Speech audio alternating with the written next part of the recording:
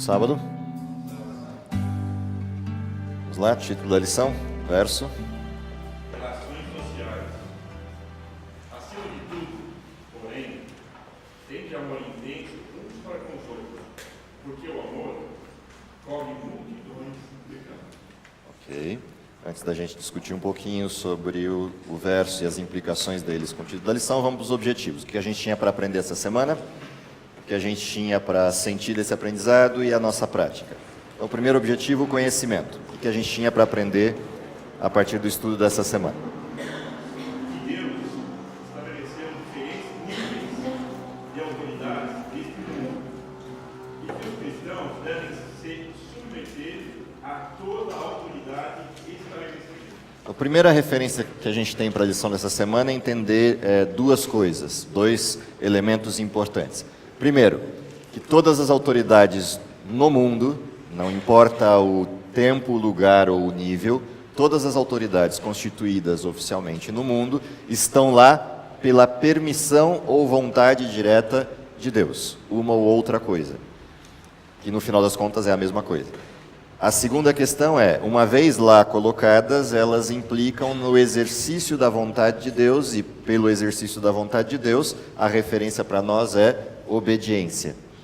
Ou seja, são dois aspectos distintos aí. Primeiro, compreender que toda autoridade instituída está lá pela permissão ou pela vontade de Deus, e entender que a nossa submissão à autoridade é a mesma coisa que submissão a Deus.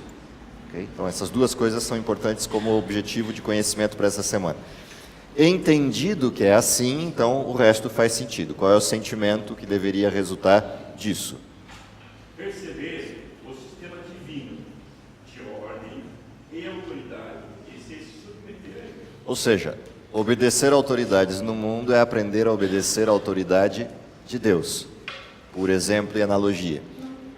Portanto, quando Deus coloca o seu desenho de autoridade e diz para a gente que o desenho de autoridade presente no mundo faz parte da vontade e execução de um plano maior que Deus vê, a submissão a esse plano nos ajuda a entender o que é submissão a um plano de Deus que eu não tenho como tangível ou visível de forma primária. Portanto, é um aprendizado também. Esse sentimento que resulta dessa experiência do serviço à autoridade nos leva à prática. Qual é a prática? Seguir o conselho de Pedro e o exemplo de Jesus a respeito de como os cristãos devem se relacionar com as autoridades estabelecidas. Portanto, tem algumas coisas para serem aprendidas aí dessa situação dos exemplos e dos limites desse processo de respeito à ordem ou respeito às ordenanças de um desenho de autoridade humana. Então, ao mesmo tempo que há um aprendizado pelo lado positivo, há também um aprendizado de prioridades entre Deus e o homem, o que obedecer. Então, entender o equilíbrio dessas coisas, o processo como isso se dá e as implicações disso nas diversas relações humanas é o nosso desenho de estudos para essa semana. Bom, vamos voltar ao texto de base, que é 1 Pedro 4:8, e dali a gente começa a nossa trajetória. Primeiro texto, 1 Pedro 4:8, é o texto de base da lição. Então ele começa com: sobretudo tende ardente caridade, ou amor, depende da tradução, uns para com os outros. Portanto, há um princípio que rege o desenho de respeito, o desenho de obediência. Obediência não é subserviência, obediência é fruto de amor. Portanto, todo desenho de autoridade que a gente estudou durante a semana, ele só é factível de obediência, ou seja, só é possível obedecer de fato, se atrás desse desenho a gente encontra uma referência. Ou seja, a referência primária para a obediência é o amor. Na realidade, a lição é nada mais do que a continuidade do sermão. A gente escutou a metade do modelo, que é o princípio, a segunda metade é a prática, que é o que a lição trouxe. O princípio pelo qual obedecemos Deus é o amor que Deus tem para conosco e o amor que temos para com Ele. Portanto, o princípio pelo qual obedecemos autoridades que Deus instituiu é o amor que temos para com Deus, e pelo amor que temos para com Deus, amamos ao outro, independente se o outro serve ou não serve a Deus, no sentido direto. porque ele sempre estará servindo a Deus no sentido amplo, que é o sentido do plano. Ou seja, não importa se você tem na autoridade o maior crápula da face da terra, ou o maior santo que a terra já conheceu, ambos estão debaixo de um serviço maior, que é o plano de Deus. Então, seja por amor a Deus ou amor ao próximo, a obediência resulta disso. É esse o contexto da primeira parte do verso 8. A segunda parte do verso 8 diz: porque o amor cobre a multidão de falhas, a multidão de pecados, de ambos os lados. Cobre a multidão de pecados da autoridade que exerceu mal o seu cargo, como cobre a multidão de pecados do servo que serviu à autoridade. Portanto, o balizamento da obediência é esse aqui. Esse é o princípio que está por trás de todo o texto que a gente estudou. Posto o princípio, vamos à sequência que a lição usou como referência para a gente. A lição começa com a relação que a gente deve ter com a figura governamental, a figura estatal, com o desenho de Estado. A lição começa com essa perspectiva, que é o capítulo 2 de 1 Pedro, a partir do verso 11. Abre a sua Bíblia lá, vamos acompanhar no texto a revisão daquilo que a gente estudou e algumas reflexões importantes sobre isso. O texto de 1 Pedro começa assim: amados, peço-vos como peregrinos e forasteiros, que vos abstenhais das concupiscências carnais que combatem contra a alma, e assim vai, tendo o vosso viver honesto entre os gentios. Qual é o primeiro paradigma da perspectiva que o cristão tem da sua vida na terra? De que ele está aqui de passagem, e é nela um forasteiro. Não na terra em si, mas na terra como está. A terra, da forma em que está, sob o domínio de quem está, nesta terra, neste domínio, nós somos forasteiros, passageiros. Somos sujeitos que transitam por aqui, porque a terra que temos como alvo não é essa, é a terra que um dia foi criada e será refeita. Esta que aqui está não é a nossa. Ela é a nossa no sentido concreto, mas não é a nossa no sentido abstrato. Ela está sob domínio de outro. Então, toda a instrução, e por que eu estou batendo nisso aqui? Toda a instrução que Pedro vai dar daqui para frente está baseada nessa afirmação. Somos forasteiros. Eu tenho que entender assim: eu não sou dono, eu não sou parte de, eu estou aqui como estrangeiro, como persona não grata. Essa é a situação nossa no mundo, que é a situação da introdução da lição de Jó, se vocês lembrarem dela. A lição de Jó começa com a apresentação de um rebelde na terra do rebelde. Observaste o meu servo Jó, como ele é íntegro, temente a Deus, justo. Ou seja, na terra, Satanás, que tu diz que é tua, tem um servo meu, que é rebelde na terra do rebelde. Portanto, a perspectiva do cristão nesse mundo é esta: vivemos como forasteiros numa terra que foi nos feita, mas não é nossa. Não está na nossa mão. Dentro desse contexto é que vem: tenha um viver honesto entre os gentios, para que o gentio não tenha do que te acusar.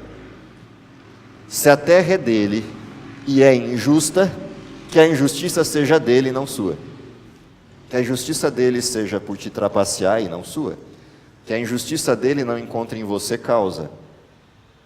Então, essa é a forma como Pedro começa a descrição.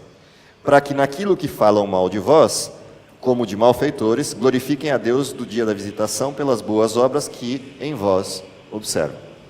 Ou seja, tenha no processo da acusação do outro a acusação dele mesmo. Se ele te acusa de algo que você não é e não fez, a acusação se volta contra o acusador no dia da manifestação das boas obras. E lá glorifiquem você por ter sido exemplo e ele não seguir. Ou seja, independente se o seu exemplo vai convertê-lo ou não, um dia chegará em que o seu exemplo será levado a juízo. E nesse dia em que for levado a juízo, aquele que te acusou falsamente se levantará e diz: a escolha foi minha, eu sabia que ele estava certo. Eu sou o culpado da acusação errada. que é o que acontecerá naquela última cena pós-milênio, quando todos os ímpios ressuscitarem e reconhecerem a autoridade do Cristo. Então, o desenho da abordagem introdutória do texto de Pedro leva isso em consideração. Jesus tem uma frase que ilustra isso: o diabo não encontra nada em mim, em que se apoiar para gerar tentação ou acusação. Ele nada tem em mim. É neste contexto que Pedro traz a questão do relacionamento do cristão com as autoridades instituídas e com os sistemas de governo instituídos. E aí ele começa a sua lista de referência. Sujeitai-vos, pois, à ordenação humana, por amor do Senhor, quer ao rei, como superior, quer aos governadores, por ele enviados, para castigo dos malfeitores e para louvor dos que fazem o bem, porque assim é a vontade de Deus, que fazendo o bem, tapeis a boca à ignorância dos homens que são loucos.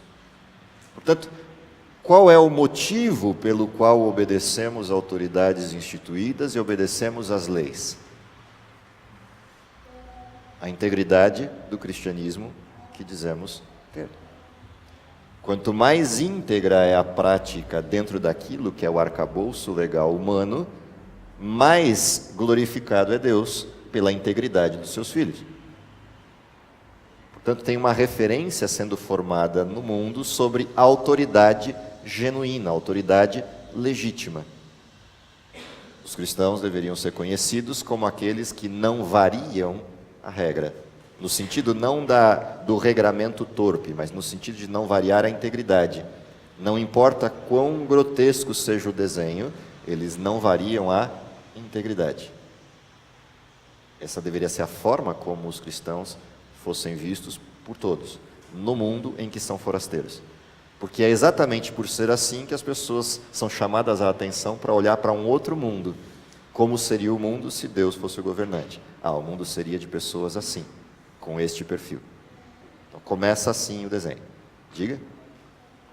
Pastor, senhores e escravos. A gente vai chegar lá, daqui a pouquinho. Posso fazer a pergunta aqui? A Bíblia fala que Deus não levará em conta o tempo da ignorância. Uhum. Bom, aqui a Bíblia está falando, no verso 21, segunda-feira, que seria melhor você não conhecesse do que o que você conhecer e voltar ao erro. Uhum. A Bíblia não está dando uma margem que se eu rejeitar o conhecimento, eu Não, porque ela está falando seria melhor, ela não está falando que você deve rejeitar. São coisas diferentes. A frase numa direção não justifica a frase na direção oposta. Quando eu comportava, às vezes você ofereceu o livro, não quero. Aí você sempre dava uma mensagem bíblica. Quando você ia falar da mensagem, não quero conhecer, eu não quero para não ser cúmplice depois. É uma escolha dela. Mas aqui está falando que era melhor você não Sim, era melhor não conhecer em relação a alguma coisa. Eu estou comparando duas coisas, não uma só.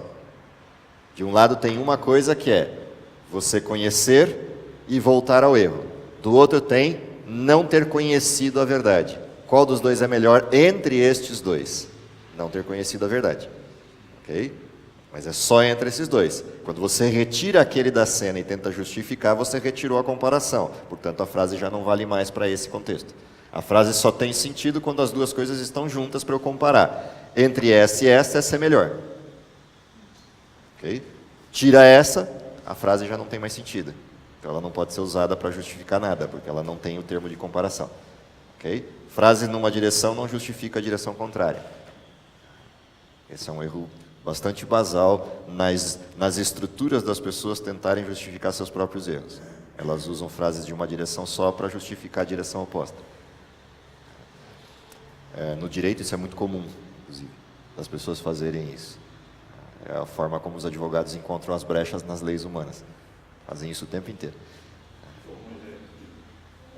Oi? Você tem duas frases, não tem? A primeira frase pontua o quê? Eu tenho um sujeito que cometeu um erro conhecendo que era errado. Aí eu tenho, na outra ponta, um sujeito que cometeu um erro desconhecendo o erro. Eu uso uma frase para dizer o seguinte: era melhor que este aqui fosse igual àquele. cometendo erro sem conhecer. Dado que, aí vem o sofisma. Bom, dado que eu estou dizendo que é melhor, então eu estou dizendo que é melhor que ninguém conheça os erros, porque aí não há erros. Portanto, eu estou dizendo que a melhor forma de eliminar os erros é eliminar as leis. Porque se não houverem as leis, não haverá erros. Ou se não conhecermos as leis, não haverão erros, porque só haverá ignorância. Portanto, eu estou justificando que é melhor ser ignorante. Não, a frase nunca disse isso. Isso é a terceira, quarta, quinta leitura da frase por derivação. Mas para fazer essa derivação, o que eu eliminei? O termo de comparação. Eu tirei a comparação e criei uma justificativa. É o sofisma. Tá? Isso é muito comum. E é assim, é tão comum que é a parte mais gostosa das escritas, quando a gente pega textos legais para corrigir.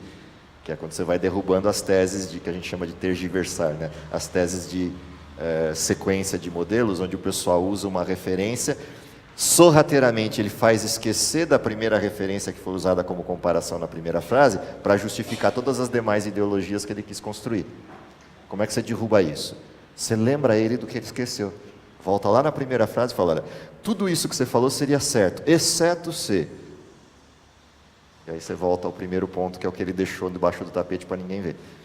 É o erro mais comum que a gente encontra nesse tipo de frase ideológica. Isso em todas as áreas do conhecimento, direito, na área pedagógica, é muito comum também, na área de pedagogia. As ideologias nascem normalmente de você deixar de lado o primeiro elemento de uma estrutura lógica. Aristóteles ensinou bem como se livrar disso com as 3 regrazinhas básicas da lógica que ele fundamentou lá atrás e que servem até hoje. Lei da não contradição, a LDE, etc. As leis da lógica são bem interessantes para isso. De qualquer forma, elas são úteis para a interpretação de texto. Okay? Voltando lá, qual é o contexto da aplicação da submissão à autoridade, então? Submissão à autoridade decorre do amor, decorre da percepção de que eu sou forasteiro ou peregrino na terra, decorre do reconhecimento de que a autoridade só está lá pela vontade de Deus, seja a vontade direta ou pela permissão, e faz parte de um plano maior. Em fazendo parte de um plano maior, como é que o cristão se comporta? A sua integridade contrasta essa autoridade. Se a autoridade é legítima, genuína e obediente ou temente a Deus, a integridade do cristão dá força a essa autoridade. Se a autoridade é um crápula, a integridade do cristão expõe o crápula. Portanto, também faz parte do plano. Tanto faz o desenho, o cristão não varia, como Cristo não varia. Esse é o paradigma. E aí vem, porque assim é a vontade de Deus que, fazendo bem, tapeis a boca da ignorância dos homens loucos, como livres e não tendo a liberdade por cobertura da malícia, mas como servos de Deus. E aqui fecha o princípio. Portanto, honrai a todos, amai a fraternidade, temei a Deus e honrai o Rei. Essa é uma frase interessante de 4 estágios, né? Honre a todos, ou seja, todos são filhos e filhas de Deus, mesmo que não saibam disso. Segunda frase, ame a fraternidade, ou seja, a boa convivência e, como diz o outro texto, se possível, tenha paz com todos. Terceira frase, não esqueça a referência, tema a Deus, nunca aos homens. Se a gente inverter o temor, temer os homens e não a Deus, a gente inverte a lógica, e aí vira subserviência, vira um processo maniqueísta. E honrai o rei, porque ele está lá porque alguém deixou ele estar, portanto honre o rei. Quer entender isso? É só você ler as frases que Daniel usou para interpretar o sonho do rei Nabucodonosor lá no capítulo 2 de Daniel. E veja a maneira sábia com que Daniel exalta a figura do rei, na condição em que ele está de ser o rei da terra na época. Aí você vai entender o que esse texto quer dizer. O segundo bloco é o inverso. Não sou um sujeito cidadão, sujeito à autoridade instituída e legitimamente instituída como governo. Sou um sujeito que tem um dono, sou um escravo.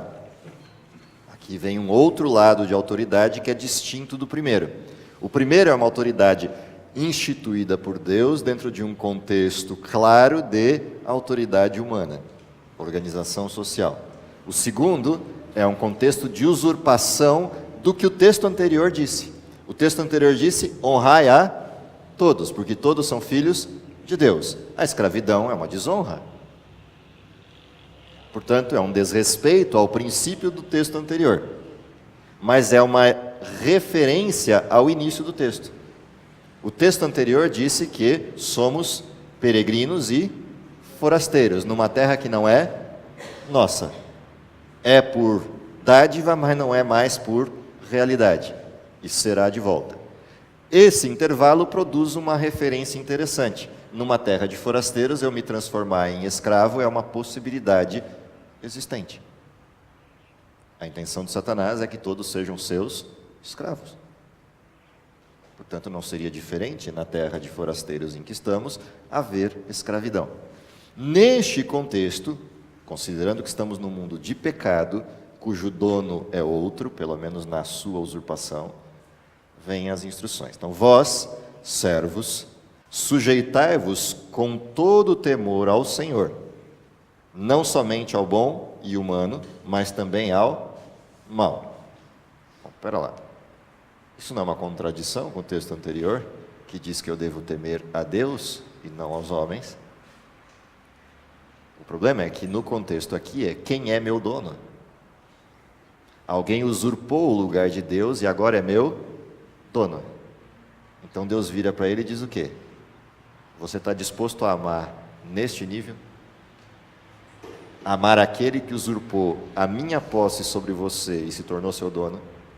É isso que eu estou te pedindo. Lembra, o princípio que rege tudo é o verso 8, lá do capítulo 4. O amor a Deus.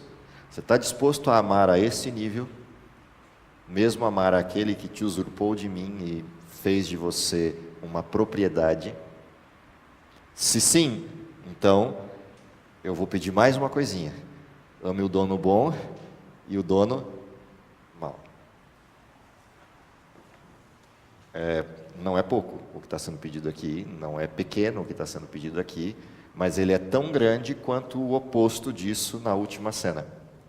Portanto, assim, eu tenho a cena mais execrável, que é um sujeito vassalo de alguém, contrastado com a cena mais fantástica, que é a exaltação deste que um dia foi humilhado como rei para o universo inteiro, por toda a eternidade.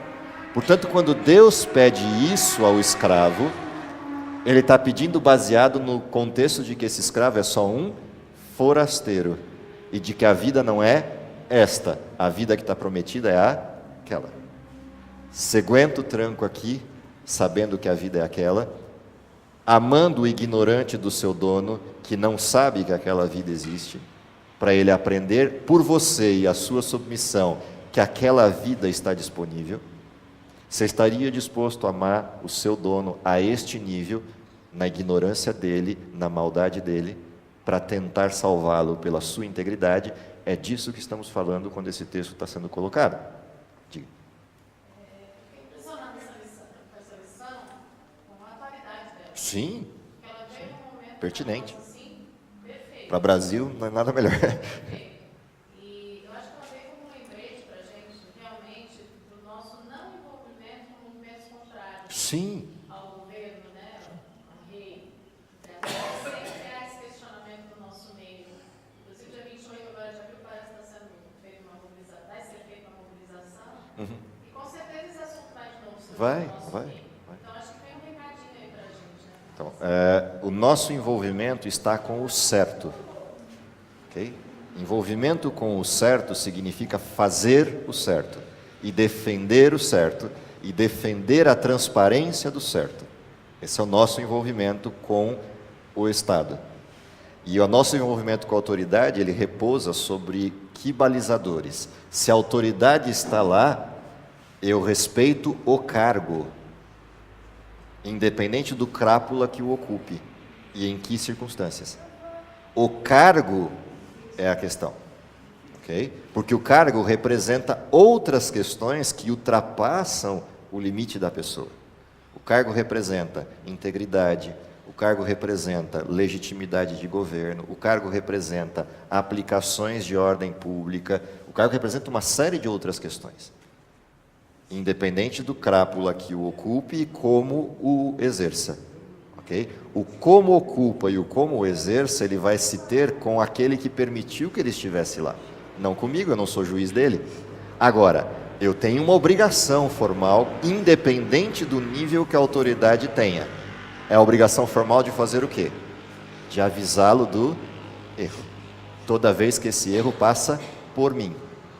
Então, se alguém está sentado num cargo de autoridade e exerce mal a autoridade, e esse exercício mal passa pelo meu território, se eu fechar os olhos como não vendo, é tão errado quanto eu criticar o sujeito pelo erro. Pedro está levantando o posicionamento de que a sua integridade no cumprimento da autoridade expõe o louco. É disso que a gente está falando. Só para usar como exemplo. Deixa eu só ir na ordem, senão eu perco a referência. Acho que se eu te levantado a mão, depois... É só permitir ler uma frase que não vai ficar em Atos dos Apóstolos, que ela diz assim: devemos reconhecer o governo humano como uma instituição designada por Deus e ensinar a obediência a ele, o governo, como um dever sagrado dentro de sua legítima esfera. Sim. Mas, aí que vem o... Que é o finzinho, é a parte de sexta-feira. Quando suas exigências se chocam com as edificações de Deus, Sim. tem que obedecer a Deus. Porque importa mais obedecer a Deus do que aos homens, porque o governo de Deus é eterno, o dos homens é terreno e passageiro. Diga. Na lição fala é o seguinte: se você está correto em tudo, você não tem que ter medo de Sim. ter erro por trás. Tem. Mas agora a pergunta é o seguinte: fala que aqueles homens errados, eles fizeram coisas boas também. Sim. E será que nós, numa corrupção, a gente fala, fulano é corrupto, mas será que você vai passar a escritura de uma casa, você dá o valor total? Por isso o texto coloca que o paradigma da integridade é seu e não do outro. Será que você não tem a idade, às vezes, que você tem o outro por trás? Será que você paga o imposto correto? Será que o avenal da sua casa, o valor venal, é o correto para você não pagar mais nada? Tem tudo isso, né? Tudo isso faz parte do mesmo desenho. Eles acham que a gente faz, né? Então, Estou falando, a integridade individual do cristão é a que gera autoridade para esse mesmo cristão poder contestar quando alguém foge dos mesmos trilhos.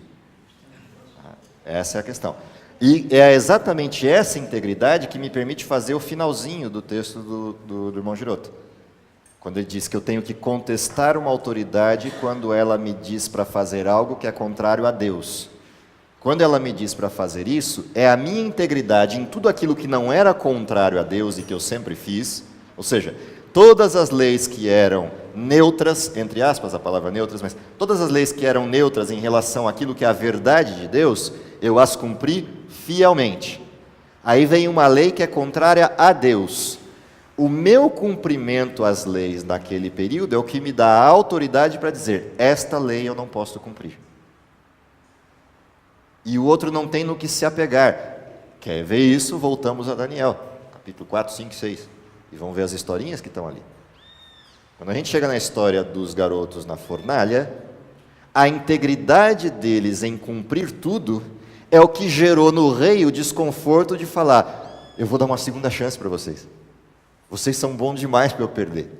É isso que está por trás da cena. O rei reconhece a integridade daqueles 3 garotos e fala: eu não posso deixar acontecer com vocês isso. Eu estou perdendo gente íntegra. Qual é a resposta deles? Não precisa nem perder o tempo, porque vai continuar igual. É exatamente a mesma integridade que o Senhor está querendo valorizar e dar a segunda chance que nos impede de obedecer. Porque se eu era íntegro aqui, continuarei sendo íntegro aqui. Porque o motivo de eu ser íntegro não é o Senhor. O motivo de eu ser íntegro é o Deus que te revelou as mensagens que o Senhor já conhece. Portanto, eu vou obedecer a Deus. E eu obedeço ao Senhor enquanto o Senhor obedece a Deus. É aí que a situação se instala. E aí não sobra outra coisa para o rei fazer, que é matá-lo. Só que aí o rei faz exatamente o que eu descrevi na cena. O rei perde a estribeira e manda aquecer 7 vezes mais a fornalha e joga dentro, para se assustar no minuto seguinte que os 3 estão passeando lá com um quarto que apareceu. E aí o rei reconhece a besteira que fez. Volta atrás, volta aos caminhos. Então, o rei teve a oportunidade de salvação pela integridade dos sujeitos que se manifestaram de forma plenamente correta, como sempre fizeram. Essa é a perspectiva do desenho de autoridade que está sendo posto aqui. Agora, especificamente no caso dos escravos, é o desenho extremo disso, que é quando alguém desrespeitou todos os limites possíveis da integridade e ainda assim eu ajo dentro de um contexto social como uma referência de resposta a isto. Neste contexto é que vem a abordagem. Então, porque glória será essa se pecando sois esbofeteados e sofreis, mas se fazendo bem sois afligidos e o sofreis, isso é, olha a doideira que é negócio, agradável a Deus. Dizer que Deus gosta de ver as pessoas sofrendo? Não. Deus gosta de ver a malignitude do pecado e a sua arrogância sendo posta em xeque. É disso que esse texto está falando. Ou seja, o que Deus está dizendo é: filhos dele entendem o que Cristo fez e fazem igual. E com isso expõe que mal nunca deveria ter existido. Que mal não é tolerável. Ou seja, Deus está criando testemunhas, como o filho dele foi testemunha, fiel e verdadeira, como diz o livro de Apocalipse. Portanto, qualquer que age assim, está sendo representante de Cristo para mostrar a malignitude do mal, a magnitude e malignitude do mal, mostrando todo o desenho escancarado de quais são as intenções de Satanás e o que ele faria se deixasse solto.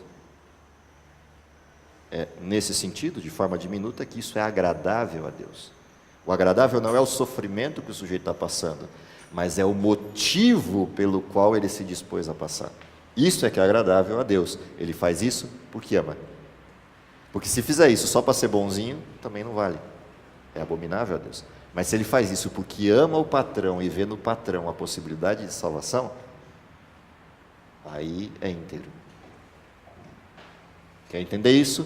Abre o livro Desejado de Todas as Nações, lê o capítulo que fala do julgamento de Cristo e os comentários que a Ellen White faz sobre o olhar compassivo de Jesus para os seus árbitros, para os seus assistentes e plateia, e principalmente quando os olhares de Pedro e Cristo se cruzam.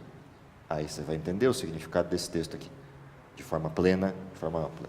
O texto continua dizendo: porque para isso sois chamados, pois também Cristo padeceu por nós, que é a referência que eu acabei de dizer, deixando-nos o exemplo para que sigais as suas pisadas. O que ele fez, a gente faz.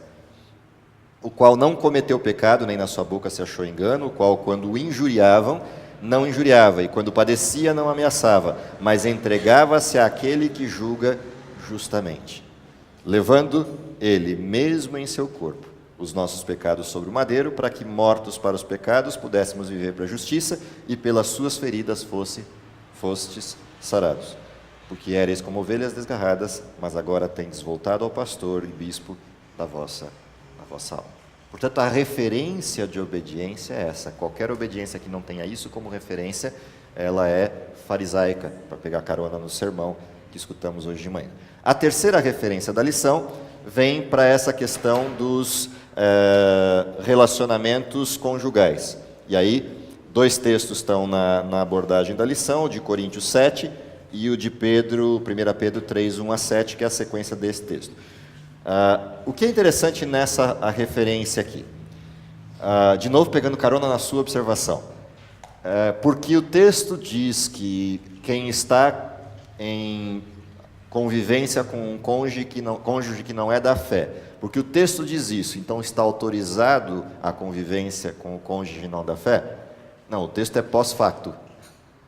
Ok? Estão dois juntos e um dos dois se converte, mas não os dois. O que faz o que se converte? É disso que os dois textos estão tratando. Ok?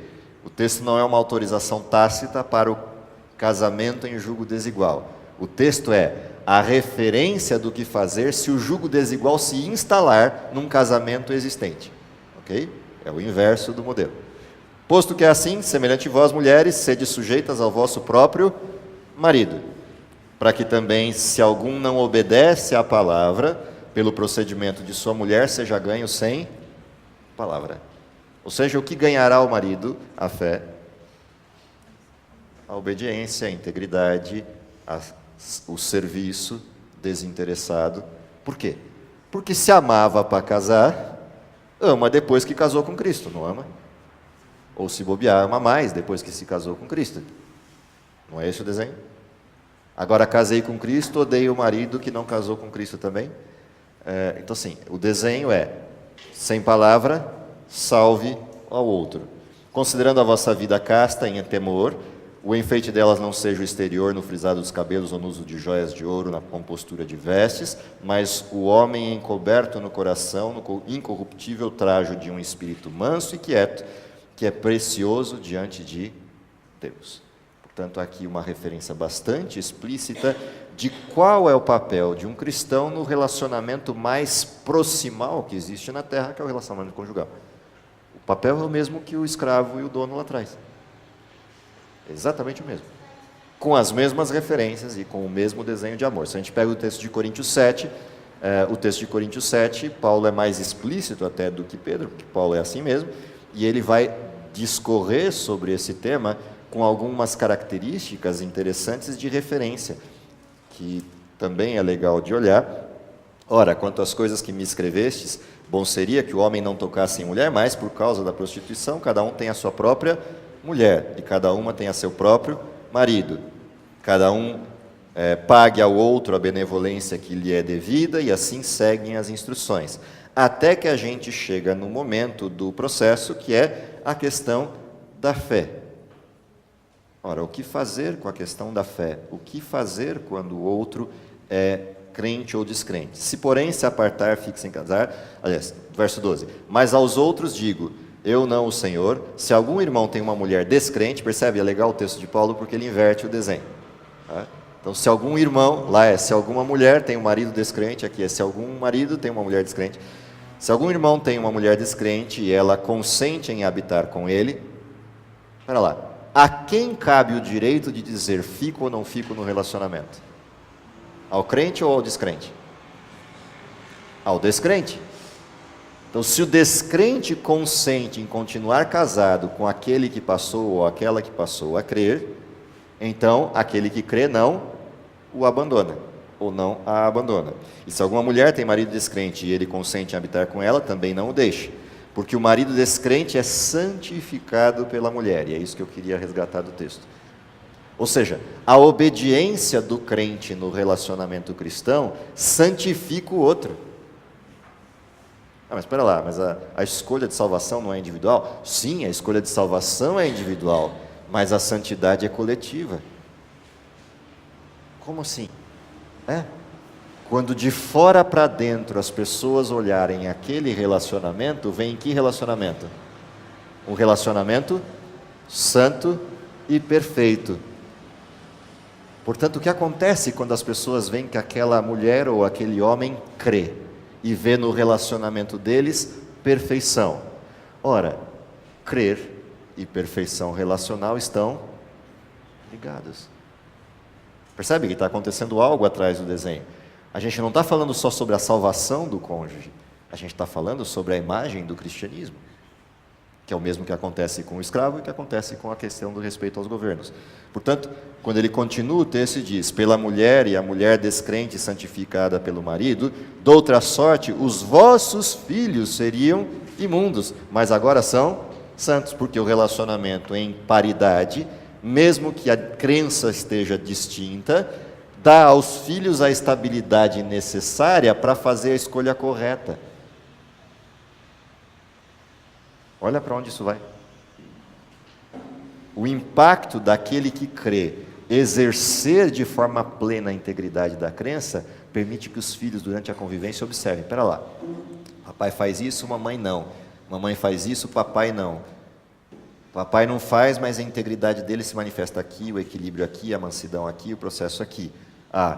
Eu vou seguir papai, ou vou seguir mamãe. O desenho é esse.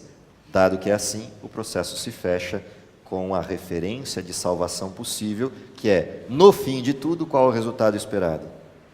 Talvez, no fim de tudo, a salvação. Porque donde sabes, ó mulher, se salvarás teu marido? Ou donde sabes, ó marido, se salvarás a tua mulher? Portanto, mesma referência, mesmo desenho, mesma prática. Por fim, o último desenho da lição vai para a questão dos relacionamentos abertos, os relacionamentos de natureza social, que é a lição, acho que de quinta-feira, se eu não estiver falhando a memória, cristianismo e a ordem social, e na quarta tinha os relacionamentos sociais, que tinha o casamento e os outros. Como é que se dá essa questão da relação do cristão? Quando você abre o leque, você abre o modelo, quando você vai para os desenhos mais amplos da estrutura relacional, essa estrutura nos leva a alguns problemas. Como é que eu convivo com o mundo mal? Com pessoas más no mundo mal. E como é que eu mantenho a ordem? Que aí vem a tua observação da questão de como é que eu respondo a um governo mal. Uma coisa é ser obediente às leis institucionais e às autoridades instituídas. A outra é, como é que eu me comporto quando a ordem social está em xeque? E aí nisso é pertinente ao que estamos vivendo hoje, gênero, número e grau. Qual deveria ser o nosso papel quando a ordem social está o caos que a gente vive hoje? A resposta para isso está numa frase de Ellen White. O mundo precisa de homens. Humanidade, entenda homens assim. Que tipo de homens? Que não se comprem e nem se vendam. Homens que sejam fiéis a Deus, como a bússola é ao polo, a Deus, a sua verdade e aos paradigmas. E que mais? Não tenham medo de chamar o pecado pelo seu devido nome. Então, qual é o comportamento da gente na estrutura dos relacionamentos abertos, que são aqueles de convivência, trabalho, convivência social, amizades e ordem social? O mesmo grau de integridade defendido em todos os outros exemplos que a gente estudou deveria estar aqui. Então, quando a gente fala, não, tá indo de mal a pior, de fato tem um desenho agora instalado, vamos para uma comoção social, que é o dia 28, por exemplo, o que fazemos? Sobre essas questões, absolutamente nada. Mas em todas as áreas que nós exercemos atividade, nós somos todo dia chamados a fazer uma curva no rio. Um jeitinho aqui, uma coxambrada ali, uma ajustada aqui, etc. Qual é o nosso papel? Cortar tudo isso e agir na letra da norma. Não no sentido legalista da frase, mas no sentido de fiéis ali, uma vírgula fora, não. Por que isto? Porque é isto que vai provocar algum tipo de modificação.